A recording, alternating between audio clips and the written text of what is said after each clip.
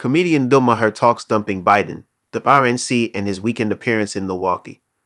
What is a longtime liberal like Bill Maher doing in Milwaukee just hours before the start of the Republican National Convention?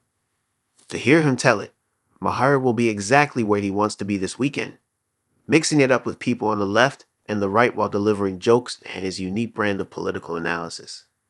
Stand-up comedy is one way for an old-school liberal like himself to bring people together, Maher said. That's one of the secrets of how this country can ever get back on track. We have to start sitting together even when we don't agree with each other. Maher told the Journal Sentinel. We have to stop hating each other. I don't want to hate half the country, and I don't hate half the country. Maher, host of Real Time with Bill Maher on HBO, will be in Milwaukee for a show at 8 p.m. Sunday as part of his The WPF tour. It will not be his first time in Brew City. The controversial figure has a long association with the city. But Maher said he was not surprised when it was reported that former Republican President Donald Trump said Milwaukee was a horrible city.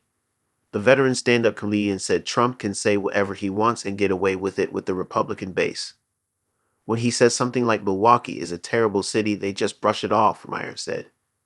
They didn't care when he lost the Iowa caucus. In 2016, he said, "How stupid are the people of Iowa?" Everyone still voted for him in November. As for the GOP convention in Milwaukee next week, Maher began airing political talk shows on TV beginning in 1993. Said it will be little more than a huge pep rally for Trump, with little real news except for Trump's announcement of his vice presidential pick. The real event will be the Democratic National Convention in Chicago next month, given the number of Democrats calling on Democratic President Joe Biden to step aside after his disastrous performance at his recent debate with Trump. Biden has defiantly brushed aside suggestions that he is not physically or mentally competent to serve 4 more years in the White House. In recent interviews and a New York Times opinion piece, Maher has called on Biden to release his delegates, allowing for an open convention. It would be great for the party. It would be great for the country. It would drum up so much interest. You could not buy this amount of interest with all of George Soros' money, Maher said. What do Americans love more than anything? They love a contest. They love a competition. They love a reality show. It would be like the Golden Bachelor times in NFL draft. It would be great, and we would come up with somebody new.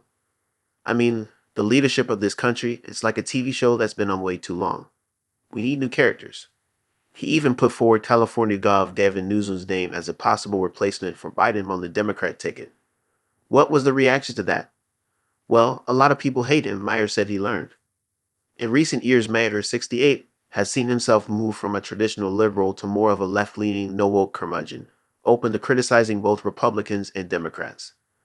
But Maher bristles at the term curmudgeon, suggesting he's more of an honest broker. He said he hadn't changed, but that the world around him had. He said he could never be a Republican, given the party's problems.